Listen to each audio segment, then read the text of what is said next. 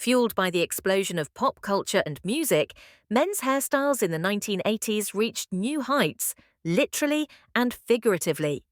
Gone were the conservative cuts of previous decades. In their place came bold, expressive styles that mirrored the decade's loud, rebellious spirit. Rock and roll swagger influenced everything, from edgy, punk-inspired looks to long, flowing manes that exuded glam. Whether it was a sleek bob, a flat-top fade, or to see tight curls, or the ever-popular fringe, men's hair became a powerful form of self-expression. As film and music icons shaped teenage trends, volume became king.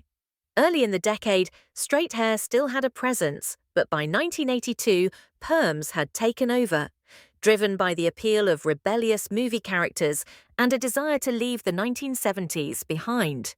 Sideburns returned in 1984, reimagined as shorter, thinner, and more refined than their shaggy 70s predecessors.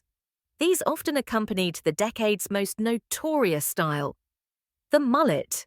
The mullet, short on the sides, long in the back, came in many variations and was especially popular among working-class men in suburban and rural areas.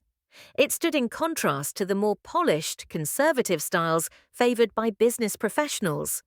Corporate looks called for neatly trimmed short hair, minimal sideburns, and clean necklines, often achieved by shaving the nape for a crisp finish. For women in business settings, sleek, straight styles reigned supreme. Meanwhile, the punk scene brought a riot of colour and chaos to the hair world. Spiked styles, teased volume, shaved sections, and even liberty spikes, the twisted cousin of the mohawk, dominated club scenes and underground circles. As perms grew more widespread in the mid to late 80s, traditional partings fell out of favour, especially centre parts, which didn't sit well with the high-volume curl. Styling products were crucial. Mousse added shine and lift, sometimes even with glitter, while heavy-duty hairsprays like Aquanet held gravity-defying styles in place.